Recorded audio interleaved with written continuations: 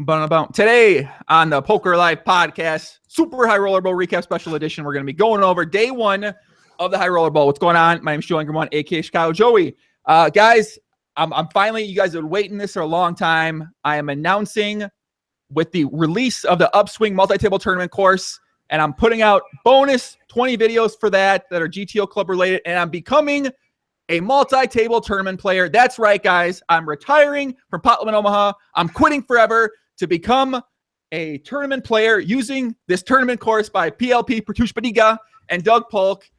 And I'm very excited. I'm kidding, guys. I'm actually not going to do that. I'm going to keep playing Pot Limit Omaha. But the course is out today. We're putting out some bonus content. Links in the description below. We're going to have PLP on the podcast Wednesday unless he makes the final table, which there's a good chance he will. Joining me today, back again to talk day one of the Super High Roller Bowl. We got my man up in Canada with the sickest view I've ever seen in my entire life that you guys actually can't see right now. So that's going to be a very nice tease for you. Just like Poker Go teased you all with a free day yesterday, and now they're going to charge you money to watch day two of the Super High Roller Bowl. We're joined by Mike McDonald, aka Timex, back in the house. What's up, Mike? How you doing, Poppy?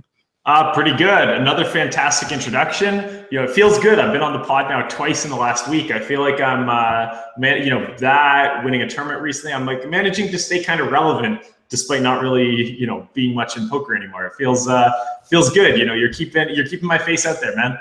Listen, man, we got to support people out there doing things in poker, my friend. Come on, man. How was day one of Super High Roller Bowl, Mike? It seemed like I wrote a little article, a recap last time on my website, onepokerlife.com. I have a contractual obligation to write one article every 5 months, so that's what I'm kind of go for right now. But man, I liked day one of the tournament, man. It was a fun time. We watched it for how long was it? 3:32. It was like 11 hours of poker. It seemed like, man. It was a great day of poker. Yeah, the production quality was good. Playing seven-handed just makes it so much more interesting than playing nine-handed. Even just things like having only one person ante rather than the whole table ante. Like the shot clock, it just speeds up the game. No one wants to see me fucking looking at a guy for 8 minutes on TV. You want to like for yourself, Mike. I want to see that. I want to see you look at a guy for 8 minutes straight on TV. Yeah. I don't know what you're talking about. Yeah, and I'm sure the ladies at home all do too. So maybe we need to get rid of the shot clock and go back for the sake of ratings. You need me staring at people, I guess. I agree, man. I mean, listen, I would pay a lot of money. Poker Go's $9.99 now. I would pay at least $99 a month if I got to see you and Kevin Hart have some stare downs at the Super High Roller Bowl. I feel like that'd be worth the price of admission just right there. Yeah, exactly. I think that Poker Go it'll just become a massive company, massive service, so long as you get the me Kevin Hart stare downs going on. So I think that's kind of what's missing from their business model at the moment. But they'll work out the kinks sooner rather than later, hopefully. Yeah, what'd you think about day one, man? Day one, Kevin Hart was at the feature table the entire time. So I was one of the things I really enjoyed last year, Mike, was how they rotated those feature tables out. So it seemed like every level or every 60 minutes or something like that, they had a new feature table come in. You got to see a new group of players. And this year it was Kevin Hart the entire time. Yeah, I mean, Kevin Hart is just so much of a bigger name than Daniel Negreanu or Phil Ivey or whoever they usually base the feature table around. It's just kind of just makes sense, basically. Like if having it be the Kevin Hart show, I think is good for all of us. And I just think that it's really it's in everyone's best interest and it can be like mainstream popular to have someone who's mainstream famous on rather than the same cast. And also, he talks a bunch at the table. He keeps things entertaining. He gets a lot of guys who might otherwise be kind of boring at the table, sort of, mixing it up and whatnot. I still think the Haralabas table talk early on, like he was firing some shots. I think he added a lot to it as well. But I think that I think they did a good job as far as who the guys they had on the feature table were. Yeah, so what Mike's talking about is Haralabos Vulgaris. He had some pretty nice table talk with Kerry Katz. I believe one of the things on Twitter that someone put out there was, I think Kerry was folding down. They were trying to cash in the money in a different tournament, and Haralabos was saying, "You're playing like a nit." And he said, "Is the student loan business that bad these days?" And then Kerry said, "I'm out of that business." And then Haralabos said, "Bankrupt the whole country and move on to something else." As a question. And it was, I'm sure Kerry Katz is doing well. He started Poker Central. He's probably still has billions of dollars and he's crushing this tournament so far. And he's also invented his whole entire new style of Nolan Holden play that I'm actually learning a lot by watching him play. So I'm sure Kerry Katz is doing quite well. And then Haralabob got busted by Kerry Katz, which is just, I mean, it couldn't have happened. I mean, it was highly entertaining. Let's put it like that. And not only busted, but the first person out of the tournament. Like the fact that they got in a big collision early, I don't think anyone was too shocked by that kind of thing. Like after a little bit of needling back and forth, it's likely they both want to, take it to the streets a little bit. And that's what ended up happening. Yeah, pretty man. Cool at war though, but yeah. And we got Mike. I know you love these. We got an epic Phil Hellmuth blow up. Now, I don't mean blow up in that he made some terrible fucking play and put his money in bad, because Phil doesn't, he doesn't normally do that. When he puts his money in, he's got a good hand, but man, it's sick, dude. He raises it with 10s on the button. Bonomo decides to 3-bet with 8-6 suited. Kevin Hart folds pocket 7s in the small blind, in the big blind. Phil calls the flops 10-9-7. Bonomo flops a straight. Kevin Hart would have flopped bottom set. Phil Hellmuth flops top set. Phil Hellmuth I think he would have doubled up that hand through Kevin Hart. I don't see how, he probably wouldn't have bet enough to get it all in, let's be real. But it is really sick how he runs. And obviously that epic outburst that lasted for about 5 to 10 minutes afterwards was incredible. Yeah, I missed the outburst there, but it's such a ridiculous cooler that I don't imagine, and it's such a high stakes tournament on the televised table, I don't really imagine that one going over smoothly. I don't think I should probably go rewatch that and see exactly what happened. Yeah, basically Hellmuth said these motherfuckers don't adapt. It's fucking incredible. I'm one of the best tournament players. I'm the best Nolan Holden player in the entire world. These guys haven't adjusted for 6 years. They're still out here playing the same way today. And yeah, Kevin Hart had the greatest line. He said, "I'm not good enough not to laugh right now." He's like, "I got it." He just busted out laughing the entire when this was happening, and he's like, "I just can't. I gotta laugh at this. There's no way I cannot laugh at this happening." So yeah, I think it was probably one of the highlights. I mean, we don't want to see pain and punishment to Phil. Shout out to Phil, but it was a highlight of the day, I think, for most people out there. Yeah, I mean, I feel like that's such a telling thing that that Kevin Hart was like laughing at it. One of the things that is kind of, almost like a responsibility or just something that should happen as you become a pro poker player is getting to the point that you can take losing well, getting to the point that you get like winning doesn't like, you're not like bragging too much when you're winning. Like, I think those are sort of important qualities as a poker player.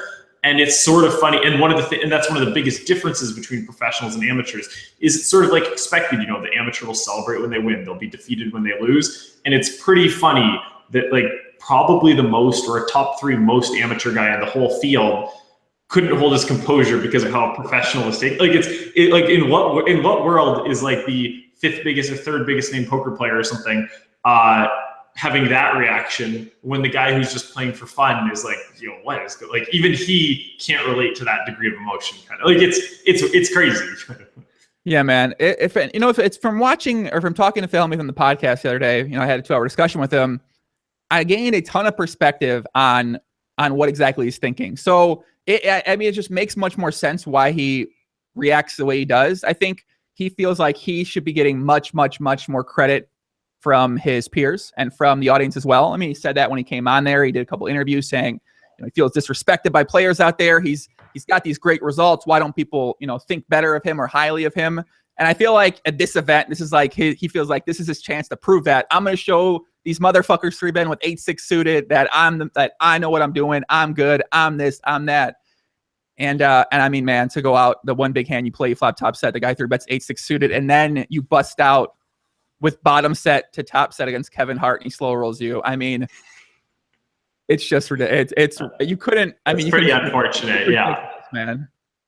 Yeah, no, it's I don't know. That's poker, I guess. Like, these, like, no one, I don't know. I think it's one of those things where, on the one hand, he says like, oh, people need to respect his results. Like, I kind of disagree with that in general in poker. But then on the other hand, in him thinking people need to respect his results, that's probably also compensated by the fact that like he thinks people will judge him for being one of the first guys out.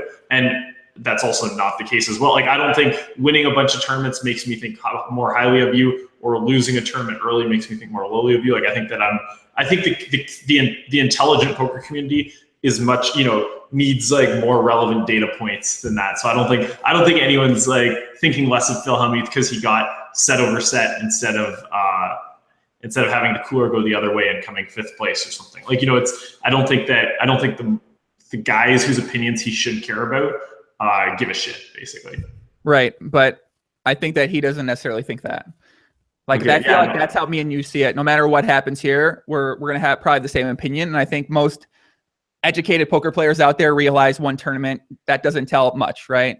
But I think to Phil, I don't know, he feels like that really does tell a lot. Yeah, and it's just a difference in perspective. So like I don't really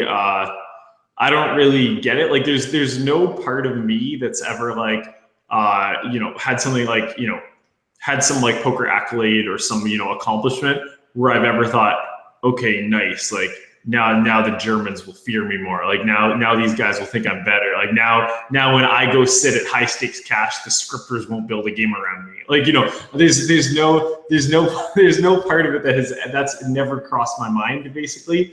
But I think I think a lot of people that stuff is important, where it's like okay, now people will think of me as one of like the tough guys in poker. Like now people like, I think even for the best players, that is something that goes into their mind a lot. And I think for me, of like high stakes players, I'm probably one of the guys who like gives a shit the least about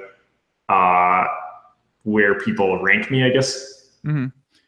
So Mike, as a recent entrepreneur who's ventured into that space, Poker Go, Poker Central, it seems like maybe Poker Go was maybe put on a rush schedule here. So Poker Go is the app that Poker Central is releasing. It's a subscription app based. It's $9.99 per month, $99 per year. Everyone's got their promo codes everywhere. Listen, I still haven't signed up officially. So if you want to sell me your pitch, to use your promo code. Remco's currently in the lead. He's got a good pitch.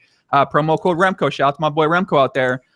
But it seems like they decided to feed you a little drug. They go, we're going to give you a free day one on YouTube, on Twitch, on poker. I don't know. I don't know exactly where it's all at. I was on CBS Sports last year. I do kind of miss that exposure to that worldwide audience that doesn't exist this year. But now, Mike, the only way you can watch it, unless you're breaking terms of service, which you guys know we don't do that around here, and I don't advocate that. I'm not saying find an illegal link or stream if you don't have it, but you got to get this app, Mike, Poker Go. So it's not on Twitch now. It's not on YouTube now. It's only on the app. And Plan, what you think about this model, and what do you think about this implementation for this event? So I think it's basically, I think the way that they set it up as sort of like a subscription based thing. Like I think it's good to try that out, see if it works, and then kind of go from there. Like I don't know much about marketing, or I don't know much about setting up like a subscription based service, or I don't know how much money that comes from subscriptions versus ad revenue. Like I don't know fucking anything about this, but I would just say it's in this industry, it's good to try new things, basically.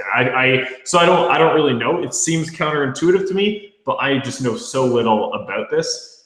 And also, friends of mine and I were talking about this, how I'm one of the biggest cheapskates there is when it comes to like recurring fees. Like it's just like, I mean, it's just like kind of who I am. Like I would just rather pay a lump sum that's more than the sum of the recurring fees than actually, I don't know. It just for some reason, ongoing payments just like pain me. So like I much prefer a one-time payment on things than like regular payments. So I don't think most people are that way. But like yesterday, it was like, we were sitting around. It was like me, my roommate, A.E. Jones, and then Donnie Stern, who's visiting us. And then Donnie was saying like, oh, he thinks this Poker Cool Go thing is like really awesome. Like, even if the Super High Roller Bowl wasn't being aired, he'd definitely be getting like a subscription to it regardless. And just immediately it was like a weight off my shoulders, being like, okay, sweet. Tomorrow to watch day 2, we can use Donnie's subscription. Like it's terrible, but it was like, it's like while this is going on with various bets, I'm having, 4 or 5, 6-figure swings in either direction. And like the big weight was like Donnie saying he'll pay the $9.99 a month. So I'm not the target market, I think, for these things, because I have this like irrational like distaste for recurring payments. Listen, big shout out Donnie Stern out there. Luckily he's playing a lot of high stakes PLO. He could afford that nice subscription fee. We know you, Mike. You're selling the Lambo. You can't sign up for the subscription. How much are you losing on poker shares? They must have punished you during the scoop, my friend. But they hurt us bad. People have been getting us good. We've got to like lower our limits. Maybe we'll have to take on some investment. Go raise some capital the way that like every failing startup does or whatnot. Like that's we think times are tough over at poker shares. That's tough. Listen, guys, $9.99 subscription might be the straw that breaks the camel's back. We might have to close the doors. If you're interested in supporting Mike, please get in touch with him. You can find him on Facebook, on Twitter, and on Instagram. Mike McDonald _89 on Instagram. Mike McDonald 89 on Twitter. If you'd like to be an investor in poker shares, get in touch with him. Let him know he's got a big series coming up. We want him to survive. We want to see Mike be successful. Please. We got a lot of people in the chat today, guys. We got Goosecore in the chat right now. Goosecore, he says, if you want to watch the event for free, get into the VIP room at the Aria. You can see it for free here, plus all kind of food. Plus, of course, you're going to get the railers that are in that room as well, too. Shout out to the VIP room. We'll be out there later this week. Actually, I don't know if that's true, but Goosecore is still alive, man. And Germans are still alive. I think one of the Fedor bots who are all wearing the same hoodie for some reason. I'm not sure if this is just to like scare people and knowing that they work with Fedor even more or what, but one of the Germans is out, but the Germans are still going strong. Fedor holds near the top of the leaderboard, Mike McDonald. And I got to say, I'm not surprised to see that. We all know the young prince is going to win. Let's just be real for a second here. I know. I probably said this 20 times yesterday. Like I've historically always priced Fedor as one of the most expensive guys in tournaments, but people will always always bet on him, and then Fedor will always win and always burn us basically. But yesterday for yesterday's event, we priced him as the most expensive guy by a fair bit. And it was like every update, it's like Fedor goes from 320K to 330K. Fedor goes from 330K to 350K. It was just like one constant climb. It's like he didn't like lose a pot or post a blind all day. And probably 15 times over the course of the day, I'm like, it's so nice being long on Fedor. Like, it's just like, I'm just sitting back with like my heels like kicked up on the table, like, smoking a cigar, letting the money roll in. Cause I'm like, when you bet against everyone else in the field, but you price Fedor enough that no one bets on him, price him high enough that no one bets on him, we're basically just betting, Fedor to beat everyone else. And it's just like, just collect the money. Like it was just great. And it's zero variance. I don't know if he lost a single big blind yesterday. I got to tell you, so I was on Poker News. So Poker News, if you guys want to follow updates from Outer Tables, Poker News has been putting up some updates from Outer Tables, and I saw one nice, beautiful hand play between Fedor and John Jawanda, where Fedor bumped it up with the old 7-6 of clubs.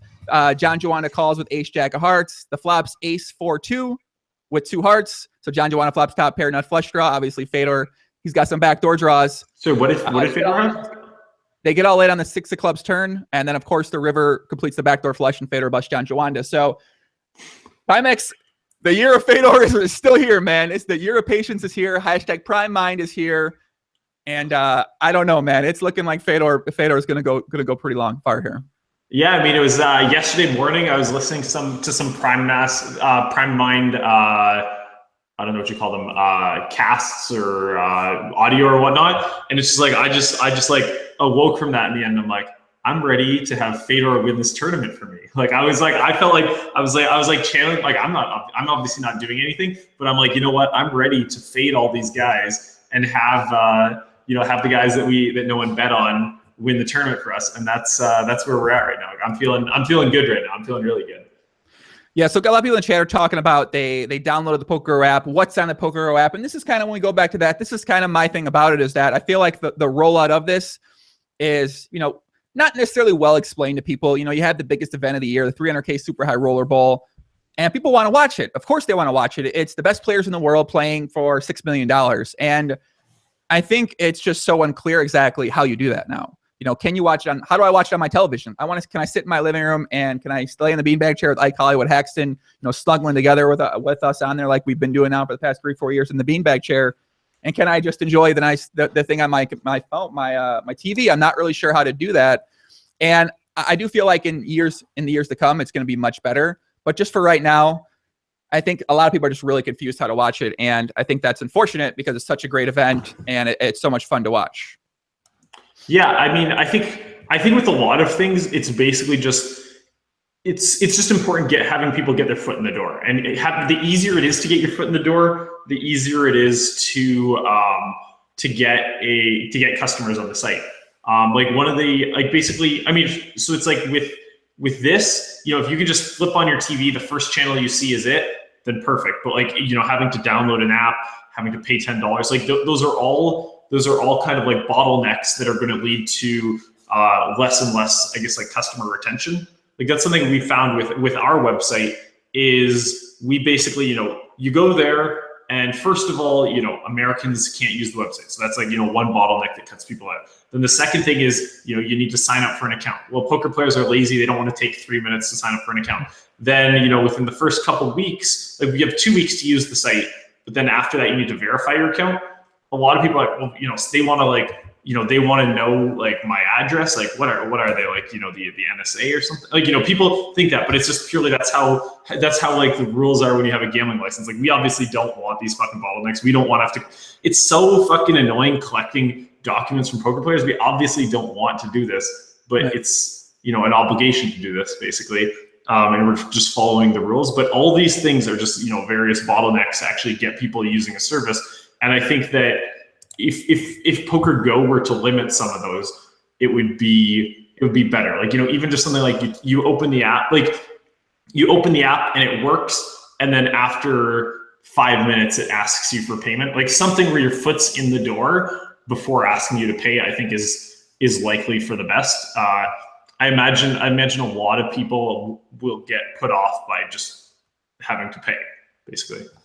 Yeah, I mean, I think they do have a lot of really good stuff in line in terms of what's coming out. They're going to be having the World Series of Poker coverage. I believe a majority of that will be accessible through the app, which, you know, I'm sort of mixed feelings about, because I do feel like streaming that on Twitch does bring in a completely new audience to be able to check out the World Series of Poker and the final tables.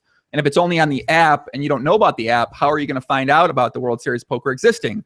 Now, how are you going to find out about the Super High Roller Bowl if you're a casual fan and now you want to watch it today? So, you know, I definitely understand the desire to do that for them. This is a great way for them to not monetize their product. They're obviously spending a lot of money on all these different things for production and for people. So this is the way they make money. Shout out to my boy Sam. Shout out to Rich. Shout out to everybody at Poker Central.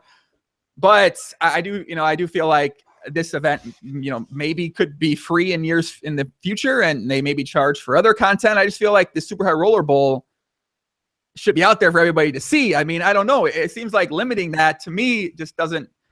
I get it, but at the same time, I don't know. It doesn't seem like the best decision. Yeah, I mean, again, I'm just going to assume, you know, Kerry and his team have a lot more experience making, you know, high stakes business decisions than we do, and just hope that they're doing the right thing. We'll see how it goes. They're clearly making their decisions for a reason, and hopefully it works out. Again, counterintuitive to me, but I mean, they're the masters of the universe, not us, kind of thing. So we'll see. No, I agree. And people in chat are saying it's $10. And I agree. It doesn't necessarily matter how much it costs. I think $10, most of us can afford $10. I think most of us spend $10 on some of the dumbest shit of all time throughout the month. But I think it's just a lot of people won't find it to spend $10. You know, how are you going to stumble upon it if you're a casual fan of poker who watched it last year on CBS Sports and now this year you want to watch it? Well, you have to stumble on it and then pay for it. And it's just, stumbling on it's tough. And also, you know, we're not, no one is perfectly rational with their purchase decisions. Like the threshold from 0 to non-zero is such a big idea in people's head, where it's like, let's just say you made it cost 1 cent. Like, you know, if you're going to spend 2 hours watching this, the fact that 1 cent could change your decision means you're valuing your time at less than a cent an hour, basically less than half a cent an hour. But like, even charging 1 cent will probably cut out half of people or something like that. Like it's just, when you have to pay something for it, it's just, you know, it creates one more barrier, and, you know, you want to limit the barriers rather than add the barriers, basically. All right, Mike, let's talk about our boy Kevin Hart. So Kevin Hart was at the feature table the entire time. I got to say, Mike, played much better than I would have expected him to see. Now, there was, you know, he was having a nice balanced limping range, which, you know, we haven't seen an advanced strategy. Like, he was limping in with his strong hands, like an ace-king suited. He's limping in with his pocket tens, and then he mixed that up with some limps with the 8-6 offsuit and mix it up with the ace-3 offsuit. So I got to say, he's definitely developed a nice mixed, balanced GTO limping strategy. And I mean, I don't know. I thought he would be playing a little bit looser. He made some tight folds. I mean, filled a 7-3 suited one time in position to a small blind raise from the big blind. Just not a move I expect many amateurs to do, although I may be getting blinded by suited connectors from the great game of Poltman Omaha, and I don't ever fold hands like that. But I was pleasantly surprised by the quality of his play, Mike. Oh, no, definitely. I mean, I think a fairly telling example of how impressed I was by his play. There was one hand earlier. It goes like, I think Bryn raises, Ben, I think like Ben calls, Haralabus calls, and then I think maybe Justin squeezes the small blind, and then Kevin Hart's in the big blind with King 2 suited. When I was watching this, I just expected Kevin Hart to call that spot. And then later on, he folded sevens in basically the same spot. Where it's like, I feel like I usually kind of have a good idea on what people are going to do. And when I saw, like, my expectation for seeing him, like him with King 2 suited for like 4% of his chips or 6% of his chips or whatnot, I just thought he would play a hand like that despite 2 bets being in front of him. And he didn't play pocket sevens in a similar spot. And I don't think pocket sevens or King 2 suited should be played. I just expected he would be too loose in a lot of spots. So yeah, I think he far exceeded my expectations. Like, I think when you were saying, I said I'd buy him at like 0.3 or 0.33, and you said you wouldn't. You don't think that's a good bet. Are you eating those words right now? Like, what's your Kevin Hart price now? I am 100% committed to buying some of him at 0.7. I mean, now I don't know 0.7 because we had him at 0.6. So you're saying the guys who paid 0.6 are printing, eh? Let's not get carried away, but I don't know. They might be. I'm not. Listen, Mike. I'm not. Shit. After talking with Matt Berkey the other day and talking about these different strategies might be good.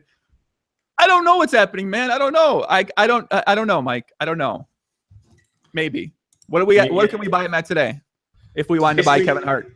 Yeah. So Kevin Hart has about starting stack, just under starting stack. So he has maybe about 2% of the chips, or a little under 2% of the chips. We have him at 125 odds. So like basically we think he's going to win a little under half his share. And those are the odds that people can bet him on. So like that's, I mean, pretty long odds kind of thing, like for a poker tournament, which is pretty high variance when he's played fairly well. So it's like, I mean, we still think like he far exceeded our expectations, but these are the best guys in the world. Kind of like these guys are, you've got to get through Fedor. How can you get through Fedor 1 in 125 times? Like that's this is still an incredibly tough tournament. So we thought that was a price that's probably reasonably close to accurate, but where we still like our side. We like our side on every bet. Some people in the chat said, is Kevin Hart going to have a guest module in the new Upswing tournament course that I spoke about earlier? I might get him to create some bonus content for people that sign up through the link, man. Listen, I might put my videos out, and then I might get Kevin Hart to make a couple of tournament videos too. Fuck it, man. Why not? But you mentioned Fedor Holes and Kevin Hart. Timex, let me read to you Kevin Hart's day 2 table. We got Kevin Hart seat 1. It's a soft table, Mike. I'm going to tell you this table, and you're going to think he's got it pretty easy here. Okay. Nick Petrangelo, seat 2. Yep. We got Jay Kuhn, seat 4. Okay. Brian Rass, seat 5. All right. The young Prince, Fedor Holes, the next seat over. Nice. And then David Einhorn. So gonna be a challenge for my boy Kevin Hart today, man. I'm not liking the seat. I'm gonna put it like that. I'm not liking the seat today. Yeah, these are a lot of the best of this table. David Einhorn's one of the most successful amateurs in the field. I mean, both on and off the table. And he has, I don't know, 6 million or 7 million in live earnings or something like that. This is a tough table. Like he's got his work cut out for him. That's for sure. Yeah, this is going to be a tough table, man. And I think yesterday, the first, there was 2 tables that we got to watch. I very much enjoyed the second table. I think if anyone was out there was watching at home and you sort of watched how somebody like a Ben Lamb, who does know Kevin, they played a lot together for, I believe, over a year or 2 years plus. They've known each other. They played in games together. But if you watched how, sort of guys like Ben or Nick Petrangelo or Dan Coleman, if you watched how they interacted with Kevin Hart, very different than how some of the people at the first table interacted with Kevin.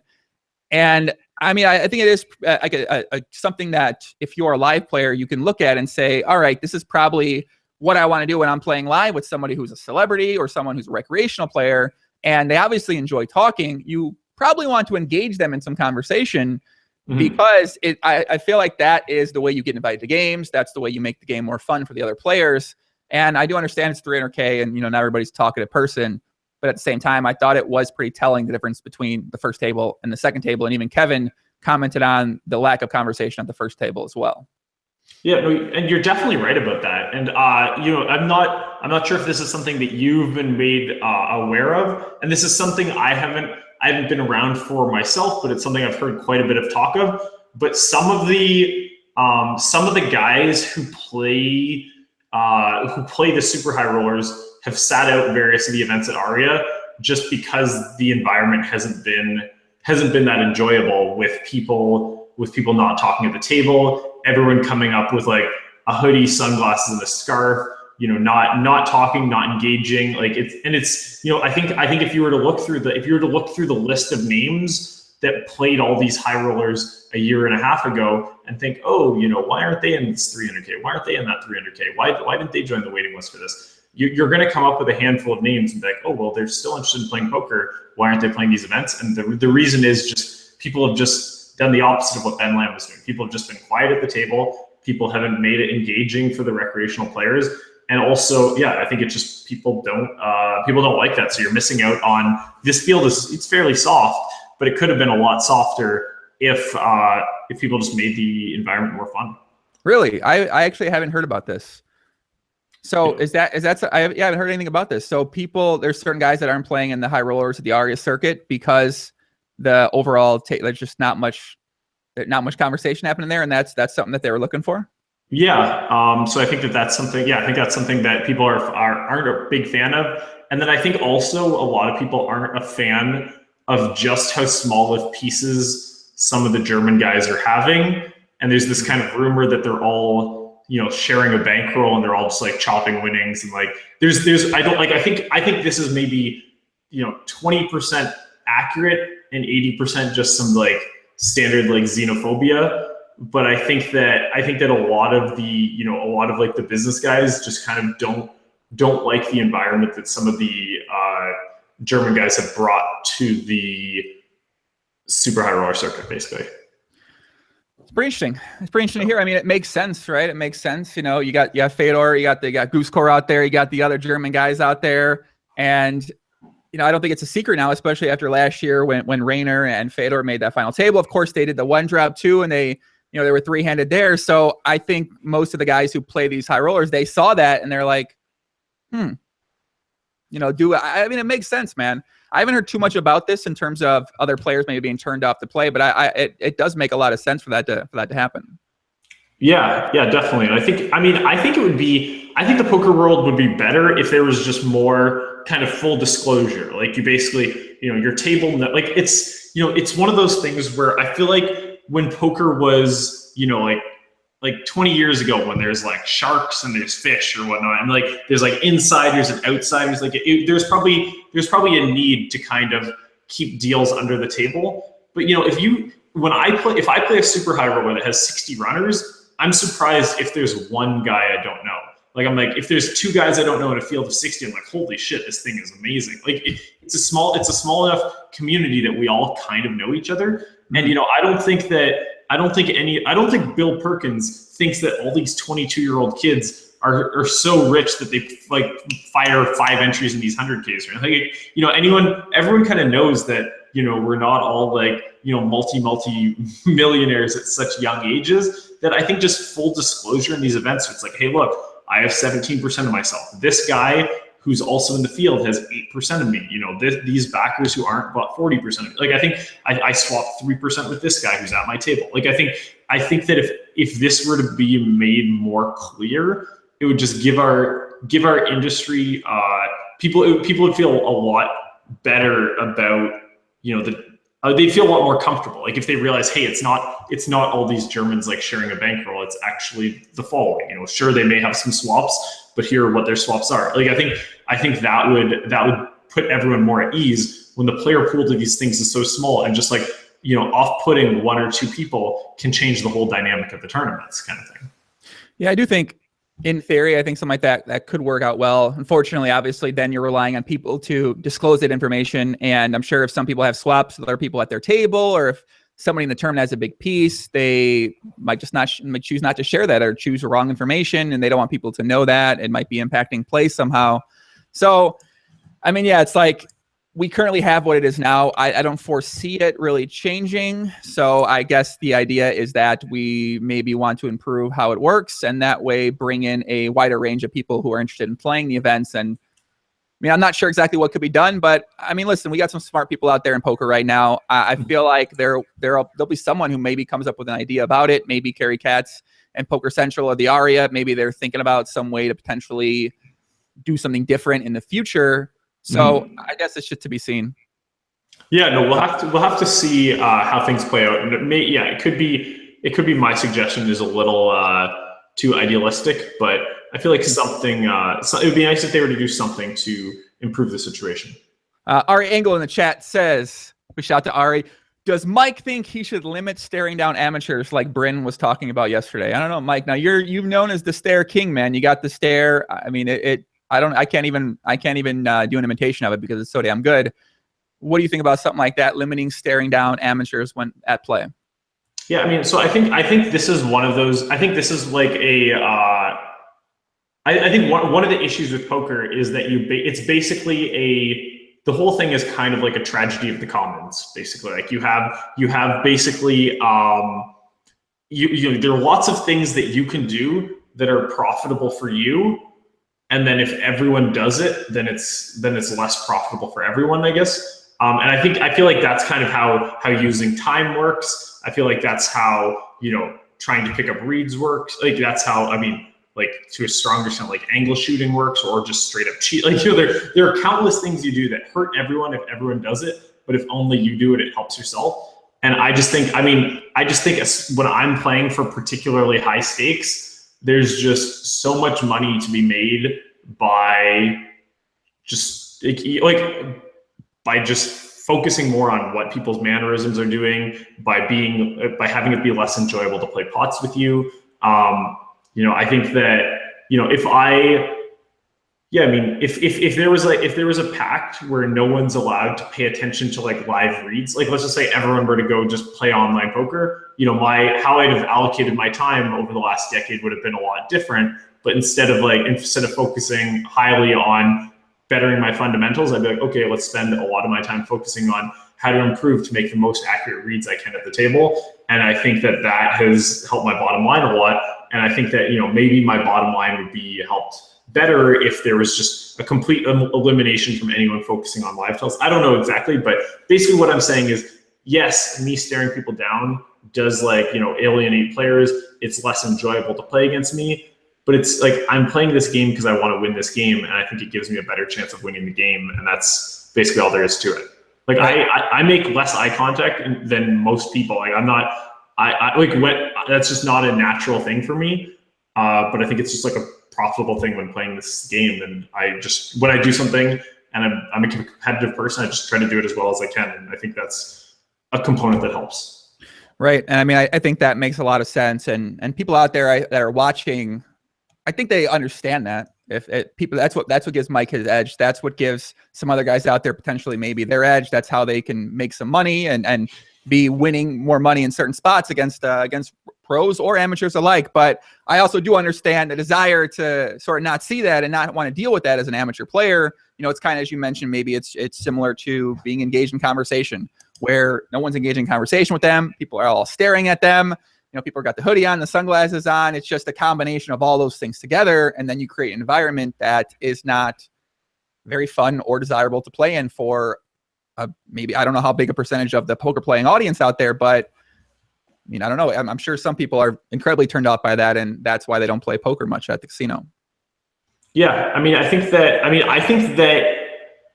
that makes sense. Like a lot of people don't realize how much their job is about the amateur player. Like I was, and how important that is. Like when I was deep in PCA, I played with this guy, and he's like, he's like a venture capitalist for like one of the biggest firms in Canada. And he thought what I was doing was cool. And we got to talking about,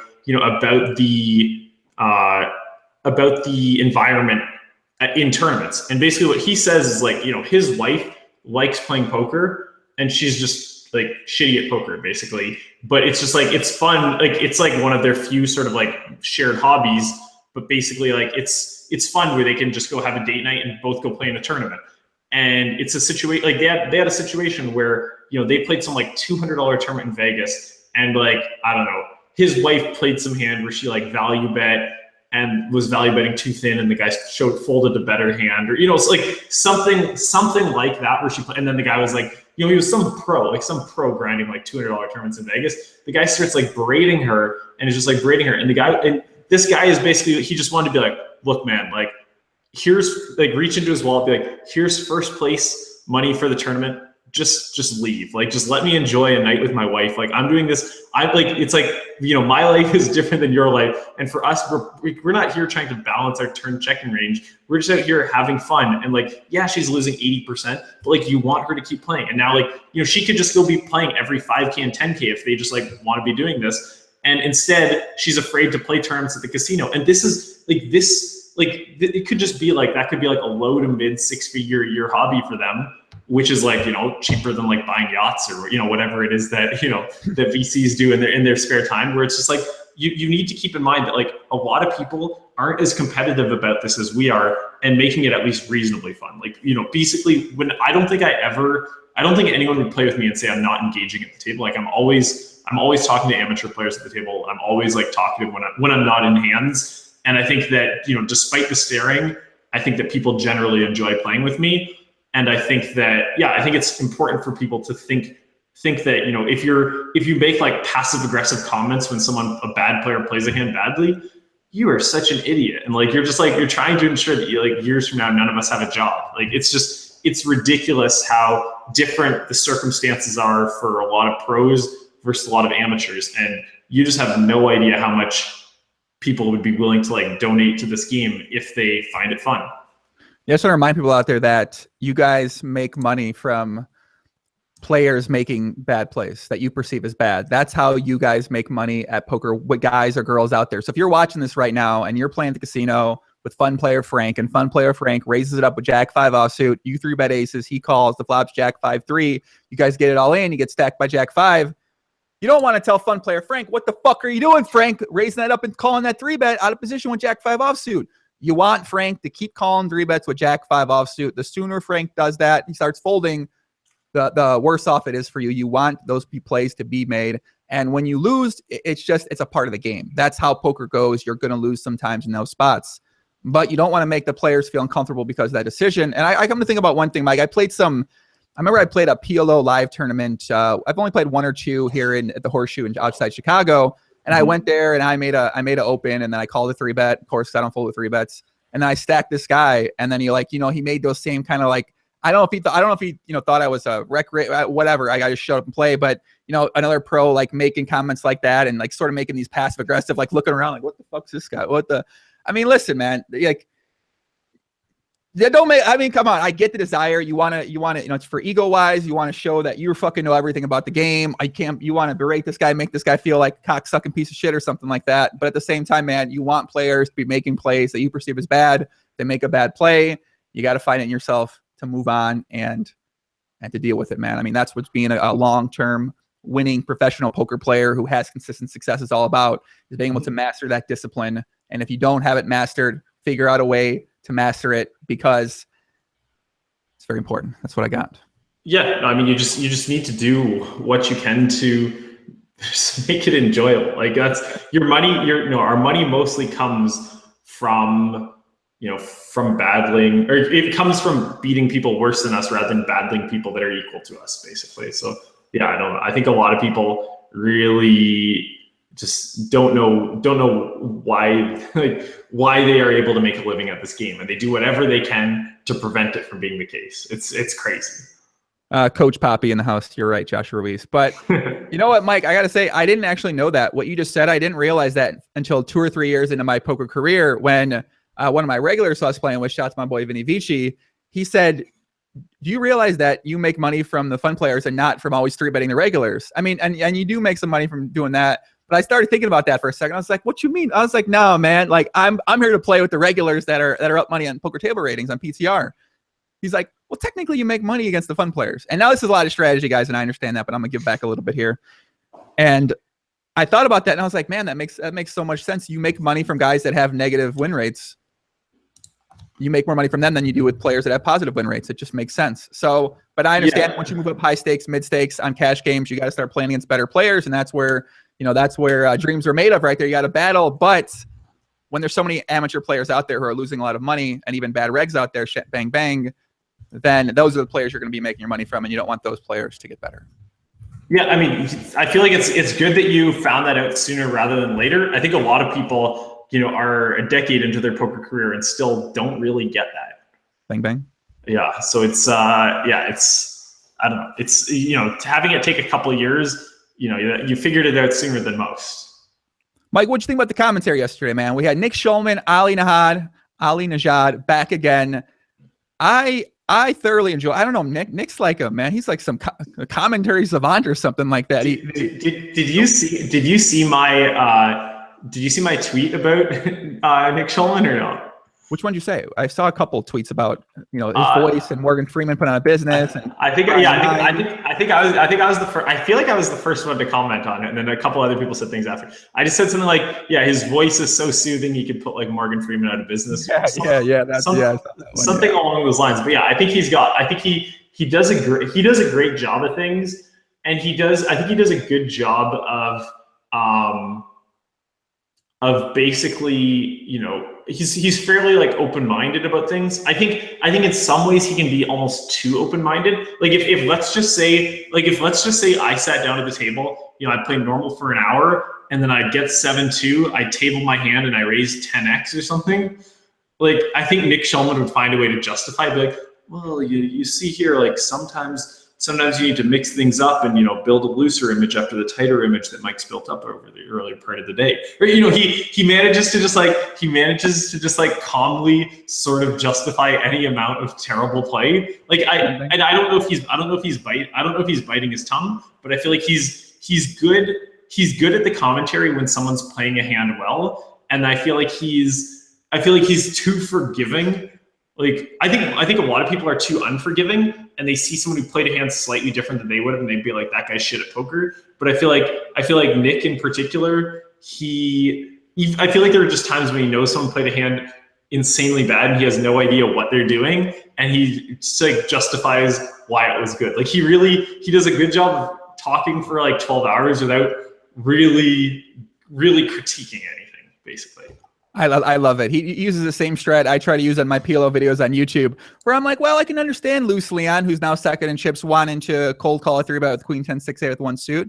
I definitely understand his desire to want to play. He's got 4 cards. I mean, he does have one suit. They're sort of connected. He doesn't own the casino to fold a hand like queen 10-6-8. So I think it's a call as a perfectly reasonable play. So I like where shout out to Luce Leon, by the way. I mean, if he takes this tournament down, oh my God, I love Luce Leon so much. He's second in chips right now, but I like that. I like that approach to commentary. It is much different than, let's say, Doug Polk. Doug Polk might be in there. Shout out to Doug Polk, who I don't think they somehow mentioned his name one time on the coverage yesterday. Which, that part we'll get that in a second. But I love how Nick does do that. His vocabulary is great. The terms that he has in his head are great. I feel like Ali did a pretty good job as well too yesterday. I think that it's super incredibly hard. It makes sense to speak consecutively for 12 hours straight or 11 hours straight, however long. Mm-hmm. And I think they do a really good job of that. And as you mentioned, man, Nick might be putting Morgan Freeman out of business one day. I don't know. He's got that voice, and it just. Yeah, it's soothing to listen to. Like normally a couple hours of commentary, you're like, all right, let's be done with this. But yeah, he just does an awesome job. I think he's one of the best commentators in poker. Maybe the best. Yeah, I'm surprised he doesn't do more. I guess there isn't really much more to do when you think about it. But I mean, I don't know how he got so good. Like, what is he commentating on that I don't remember hearing him commentate before last year. And it seems like he does this all the time. I don't know if he's like doing this at the local high stakes game at the Bellagio when he's playing high stakes or something, or wherever he plays high stakes now. But it seems like he's got a lot of experience and I don't know of him having any experience doing this. Yeah, I mean, maybe he just maybe he's like a hypnotist, or maybe he's like a therapist, or I feel like maybe he might have something in his spare time where he's just grinding this. Actually, here's what he should really do. Have you used Fedor's Prime Mine app? Have you used it yet or no? I have not.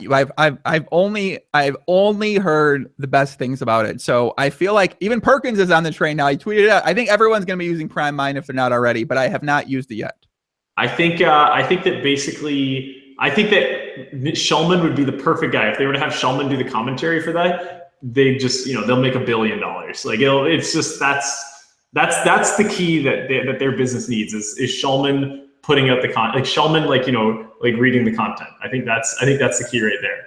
I will get in touch with Fedor. I will tell him I have a great idea for him if he pays me $5,000. And then when he pays me the $5,000, I will then give him this idea and have him look into it, because, they're assembling a squad of killers over there at Prime Mine to get your mind prime for anything out there. PrimeMine.com. Check it out right now if you want to.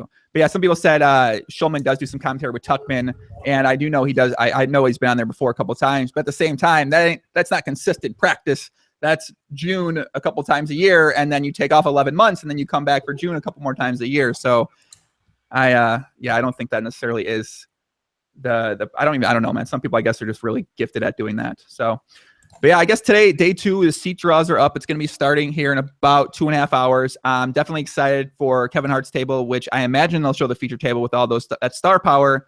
And one thing I talked about before is that I feel like half of the players who are in the event, I didn't even hear their names, Mike. I don't hear anything about them. The Supreme Leader Douglas K. Polk's out there.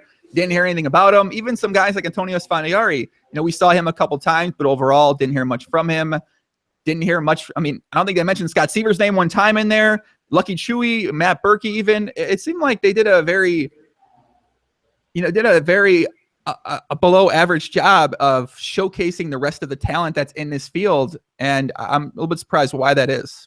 Yeah, so I haven't been in the room to see exactly what their resources are like as far as cameramen. I think we can only assume that they're a little understaffed, and they this is something I noticed with the more established a series is, just the more just the better of work you can do there. Something like, as much as people hate on Poker Stars and stuff, the production quality at their events is sweet because they've just been doing this for a decade. They've hired good people. They have a lot of resources to dedicate to actually to the production quality of things, and things just look great. Whereas, when you're a newer business, your employees might not be as experienced. You might not have spent as much on equipment, whatever it happens to be, things you will tell a big difference. And especially trying to film something live with 8 tables, 56 high stakes divas who have all their own requests you need to attend to.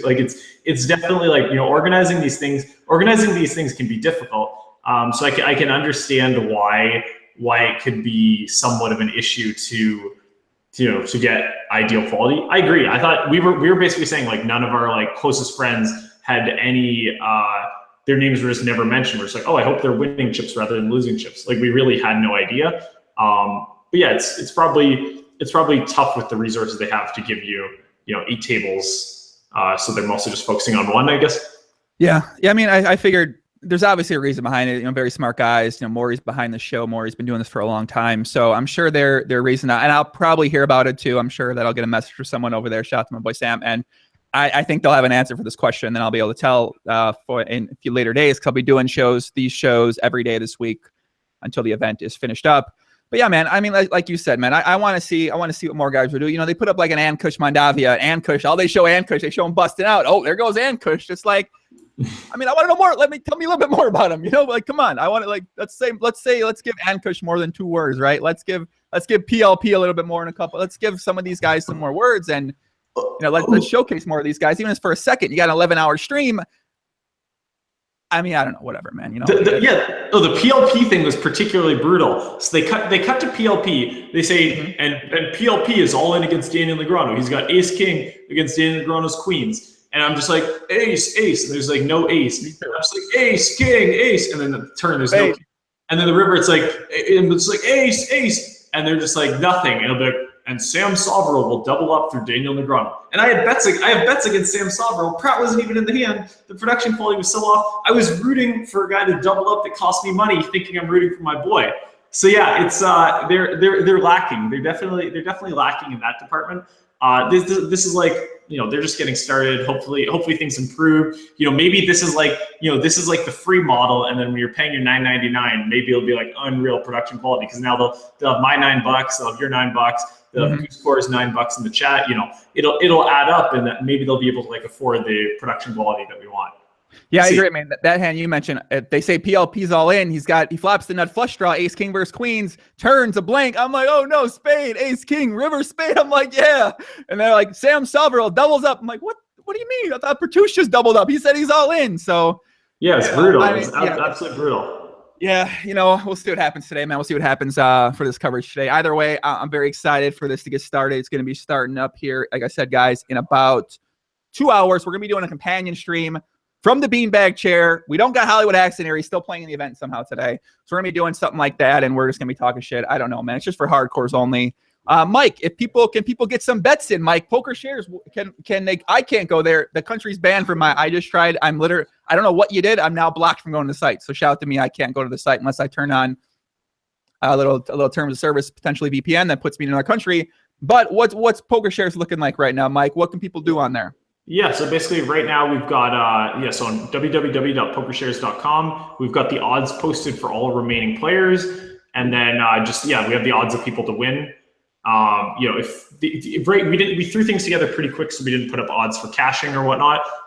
Some people have requested those privately and stuff. So if people want to bet on a top 3 finish or an in the money, we can accommodate that as well. We also had some people who bought pieces of guys, like, if you have a quarter of starting stack, being able to buy someone at 0.25 markup, we've had a little bit of people doing that. But the main thing people have been betting on today is just odds on winning. So I think the favorite right now would be Byron. So Byron would be 11-1 odds. I think the biggest underdog would be Sean Winter. Sean Winter would be 250-1 odds. So based on the amount of chips that people have, if you like free money, we've got Fedor up at 13.5-1. So if you want a free $13.50, you can punish us that way. Basically we just have odds for all the remaining players in the field. My bet, I'd like to make a wager if I can on the supreme leader, Douglas K. Polk. That's right, Mike. My pick to win today, Douglas K. Polk. That's who I'm picking as who's going to be. No, I mean, I listen, Doug's my guy. I got her for Doug. I put out a tweet yesterday. I said I'm giving away $100 to anyone who retweets it. I picked 5 names: Matt Berkey, Jay Kuhn, Douglas K. Polk, the young Prince Fader Holes, and my boy Bill Perkins. And BP's unfortunately out of the event right now, but the other 4 are still alive. People can win the $100. People love retweeting things when you're giving away money. I found this out. That is definitely true. It's a good way to I guess literally buy publicity. I'm happy to give $100 away. I'd love to give more than that away. Honestly, I would. And there was one more thing I want to talk about. Oh yeah, I want to mention a couple names, Mike. I just want to hear your thoughts, and then I'm going to give my thoughts on the players that we got to actually see yesterday. So Bryn Kenny. I'm saying if they played well, or I'm saying, what are we saying? Whatever thoughts come, when I say Bryn Kenny and you think about Super High Roller Bowl coverage day one, I just want to hear what your thoughts come to mind are. Okay, in a word, leaner. He's lost a lot of weight. That's the first thing I thought when watching the Super High Roller coverage. When I see him, my first thoughts that come to mind are bling, bling, baby. That guy was shined out, iced out. You see, I got to say, if you guys ever want to see how to sit with a watch on your hand, you got to study Bryn Kenny day one. He's got the arm is on the table right here. Watch right there in the middle, crossed over, this hand over here. I mean, he put on a textbook clinic, Michael, on how to sit with your watch at a poker table when you got some bling bling and you want to show it off. So Bryn Kenny blinged out. I like the way he played. He played aggressive. Kerry Katz, Mike. Kerry Katz. Kerry was pretty quiet. Like I expected. I feel like he talks a decent amount at the table, and I thought he would talk even more when it's like his own event. The one thing I'll say about Kerry Katz, I haven't played with him in the last couple of years. I thought he played a lot better than I remembered him as playing. Like he's mixing it up with people. He's not getting stacked when he gets like boat over boated. Like I think Kerry has definitely stepped up his game, and he has a lot more toughness than he did a couple of years ago. Yeah, I said this, wrote about this on my site last night. I said, anytime, I wouldn't expect a businessman like a Kerry Katz to put King 5 in a 3-bet pot when he 3-bets King 5 on Ace King King 5 into his turn check back range. So you can obviously tell that he's paying attention to what these great players are doing. He is trying to think about, okay, well, I want to incorporate some good hands in my check back ranges in these spots. And you can tell, I mean, that's the sign of someone who is thinking more about the game. Now, he did mix it up. He's got the min bet strat. He's betting pot sometimes. I mean, I don't know what solver he's been studying with, but I'm down to purchase a carry. If you'd like to sell a subscription, I'm more than happy to buy a subscription to the solver that you're using for no limit, because I like this play, man. I love watching him. I want to see more of Carry Cats play no limit hold'em. I mean, the turn check back there is a little like, I mean, so obviously you want to accomplish any play you make at the poker table. You want to accomplish some sort of goal, basically, and so it's possible his goal here is don't lose money to aces or ace king because he thought Byron had aces or ace king. You need to be pretty fucking dialed in for that to be your goal. A pot control check back. I don't think that's what he had in mind. It was likely some sort of trap type play to encourage action. And then when he bet the river and got raised, he immediately looked really sad. So it's like he's not really getting more action if he's so disappointed to be seeing that the pot was getting bigger. So it's like, it's one thing, was it cutoff button or what were positions? That was a cutoff button, I believe. Yes, I think Byron open aces cut off, and then Carry 3-bet the button with king 5 hearts. Yeah, so I mean, if cutoff opens, 3-bet the button, guy calls, and you can immediately put the guy on aces right there.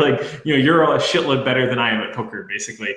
But I would say that, basically, if you're trying to get a bunch of money in the pot, the reason for playing a king 5 slow would be either to have, 2 bets go in on the river, or you just somehow think the guy has aces, which I think both of those are we know it's not the second one because he was upset by the river raise.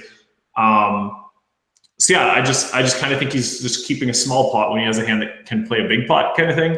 So I'm not, I don't know. I think that while he got coolered, he probably loses the same amount of money. If he bets turn, bets river, and Byron raises, it seems like a pretty easy fold, and you get a similar amount of money in the pot, and you're just not very high up in your range, I don't think. You obviously have a full house and shit, but your range is really strong in this spot, and you don't block aces, and you don't block ace king. It's basically, it's not like you're super nutted in that spot. So I think it's pretty reasonable. Basically, I just think that him checking the turn doesn't accomplish too many goals that aren't accomplished by betting the turn there. Some people in the chat say it was under the gun versus under the gun +1. And if that's the case, then I definitely do think it. I thought in my mind, since yesterday, it was late position. But if it was under the gun versus under the gun +1, then I think that does make Byron's range definitely stronger. I do think, who was the blinds there? So the blinds would have been Bryn and Kevin Hart in the small blind. I don't think Kevin Hart was playing 2 out of line from the small blind as well. So I don't think that. I mean, was it really under the gun +1? He 3-bet king 5 hearts, really? I want to go back and check that. But what do you think about Daniel Grinder's shirt, Mike? You get a chance to see that new shirt they kept showcasing on the coverage. Yeah, so I mean, I heard basically I heard about the shirt before I saw the shirt.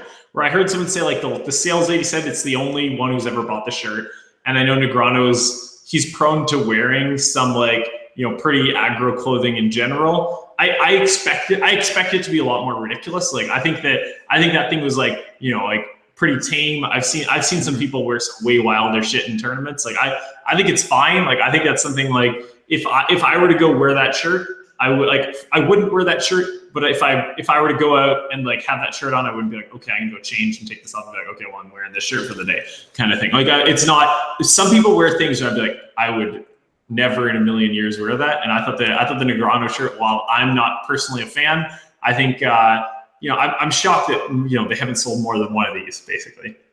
Doug, I gotta say, there's 3 letters that sum up that shirt for me, Mike. When I looked at that nice yellow shirt with a little bit of color on the inseam there and some polka dots, and those 3 letters, Mike, are GTO, my friend, GTO. I thought that was a hard ass shirt. I was jealous. There ain't no way. Listen, Ali's trolling. There ain't no way they sold only one of that shirt. That shirt was sick. Okay, I love that shirt. When you said 3 letters starting with a G, I did not think the last 2 letters were going to be T and O. That's I was not expecting that one. Where do you think I was going with that one? What'd you suspect what was coming there? I just some others. I just thought you were heading in a different direction. Oh, that's well. Okay, next one. Dan Coleman's arms. What'd you think about Dan Coleman's arms yesterday? We got a nice look. He wore a nice fitted a nice fitted sweater or a nice fitted long sleeve shirt. Ali alleged that maybe Dan doesn't spend much time in the gym. From me, chatting with Dan and knowing a little bit about what he prefers to do in the gym, I don't think that's too off base. Shout out to Dan and his gym workout. But I got to say, man, what do you think about Dan's arms yesterday? You said Ali thinks that Dan doesn't spend time in the gym? Ali thinks that Dan doesn't spend time in the gym working on his legs. That's the allegation he made on the stream.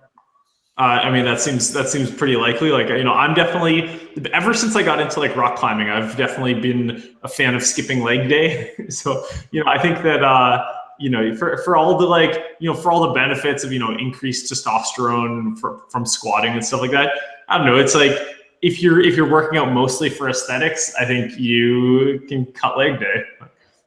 Yeah, man. I think all the women out there, shout out to Kitty Qua. I think they all enjoyed seeing some nice Dan Coleman arms at the gym there. Let's see, Nick Petrangelo. Mike, what do you think about Nick Petrangelo? I'd say Nick didn't really stand out too much at the table. The one thing I would say is Nick did a sick job of guessing right over the course of the day. Like he made some. He just seemed to make some like crazy plays that just everything was working. I think he was, and just like crazy plays like quickly. Like it was like the one hand, it's like, I think it was just like a limp pot. 12 leads out on king 10-4. I think with a flush draw, it gets called, turns an ace, bets again, and Nick like snap folds a king. It was like, he was just like, and he was just right in like pretty much every spot. Like, so I mean, Nick was dialed in yesterday. I was sitting there thinking, I think it was late at night, I'm telling Jonah, the Wizard assistant, I say, man, this guy looks scary to play against. It feels like some people got a really good table presence when they're in a hand. And it seemed like Nick had a very good table presence when he's in the hand. He's obviously got that sick beard going on too. So he seemed like he'd be tougher to play against. Dominic Nietzsche, I thought played like a savage. He made some pretty sick overbets in some spots. He obviously made that big hand at the end of the night when he check raised ace-9. Check turn, and then he check called bluff caught the river against queen 10 against Talal Shakirchi. I thought Dominic Niche really played well, but I gotta say, I'm not necessarily the best judge of who's playing well at a 2-card PLO game, but I was very impressed by his play out there. Yeah, I think Dominic's a guy who gets less credit than he deserves because he's just such a not like swaggy guy. Like I think there's a little bit like when you beasted poker, it's like I feel like people like respect you if you just like walk around like you're king shit and like you get in a pot and you expect to win the pot and you're like maybe you don't take losing so well. Like I think Dominic has like about as little of an ego and about as little swag as like anyone in the super high roller community. And I think that's probably why he gets talked about less than some of the other beasts, just because when he doesn't like enter the room with like his his big watch up on the table or anything. Like he's just quiet, chill guy. Like spends most of his time in the lab. Like I think he gets underappreciated, but I think he's sick. Yeah, I enjoyed watching Dom, and overall, like I said, we only got to see a few other players play. Maybe maybe 10, 12, something like that. So hopefully today we'll get to see some more players. If it goes like yesterday, we're gonna have a very sick feature table with with Kevin Hart, Fedor, Jay Kuhn, Brian Rass. So it's gonna be sick. I'm excited to see what happens out there. Mike, what are you most excited about watching today? What you got over there? You get some delivery? What's it? You get Postmates in the mountains or something like that? Yeah, so we don't have Postmates. We don't even have Uber in our city. Like we're definitely a small town.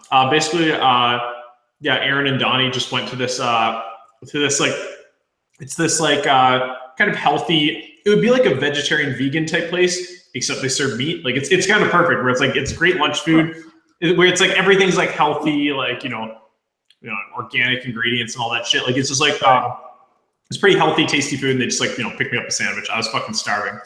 But yeah, so that's you got to get those gains, Poppy. I mean, I don't know how your gym workout's going right now, but obviously summer's coming up. You got to be taking off your shirt. You got to work out, man. You got to get those gains in there. No, it's the gains are not happening. I've been to the gym once in 2017. I'm probably in the worst shape of my adult life right now. Like I've been busy with like this shit going on. I'll focus on the gains when I have more hours in a day, but the gym has been not on my priorities. Like I was out here recently and basically like we were talking Tinder strategy, and basically over the Tinder strategy, like no one at the table believed that one of the pictures was even me, because it was me back when I used to be in shape. And I just figured, like, I've been on so many dates with girls where they look, they might have looked good 3 years ago when those pictures were taken. They don't look so good now. So I just, I've got a shirtless selfie in there when I was looking pretty good. And believe me, things do not look a thing like that anymore. But I've been in a lot better shape than I am right now. Yeah, I mean, we've been seeing you, and like I said last time you were on a couple days ago, we've been seeing you in the Jimmy Stapler video blogs lately. It seems like you've been training him pretty well. You're on a pretty good diet with him. So hopefully when you're doing training with, with Jimmy and with Matt, hopefully that'll be able to help you maybe get some motivation to increase your current diet, your current workouts and stuff like that. So yeah, man, obviously we look forward to seeing more of you in his video blogs. Yeah, I mean, Croatia was a lot of fun. I still maintain some consistency, and yeah, I hope I can help those guys out a lot. Like I've been doing good stuff, and I think making some progress. Yeah, man. Keep it up, man. Keep up the good work out there for Jamie. Keep up the good work out there for Matt. And guys, I want to keep this like an hour and 10. So we're gonna wrap it up here. You can find this back on iTunes. Search Poker Life. It'll be up every day. I'm gonna be doing one of these podcasts every single day, same time throughout this week. And doing the companion stream today. If you want to bet on it, you can go to Poker Shares. Unless you're in the United States, then you're fucked. You can't go to Poker Shares. Don't even try. It's going to block you immediately. And I don't know, man. I'm going to be on Twitter today. I'll be tweeting things out. I'm trying to bring some energy to Twitter. And then, I think that's kind of what we got, man. We got the Upswing course. The link's in the description below. You want to sign that up. There's $200 off for this first week. I'm doing extra content for it. I don't want to be too much of a fucking crazy shill for that kind of stuff. Not kind of what I like to do, but that did come out today with PLP and Doug. Timex, any last parting thoughts, man? What you looking forward to today? What you want to see? What's on your mind going into today? I mean, I've just been enjoying the tournament overall. Like, even though it wasn't many of my close friends at the table yesterday, I still just had a great time watching. So I'm just excited to just see how things play out. Like, we have bets against so many different players. I don't even really know what I'm fucking rooting for. Like, I'll wait until we're down to 8 guys left, and I'll be like, okay, how do we win money? How do we lose money? I don't even know right now. I'm just purely a fan. And then once we get down to the final table, I'll see okay, how do I win money? How do I lose money? I can't even keep track of that right now. Well, guys, if you want to watch Super High Rollerball, you will not be able to actually watch it when we stream later. I'm sure they'll be taking links down. I'm sure there'll be terms of service breaking links out there somewhere. If you go searching, you can search Reddit 2+2, Twitter, of course. And but yeah, man, that's it. Enjoy the action today, guys. It's a great game. You get 2 cards. You got to fold the 3 bets. How fun can it be? Mike, thanks for coming on. We'll chat soon. Everybody in the chat, much love. Adios. Thanks for coming by, everybody. Really appreciate it. Always a pleasure.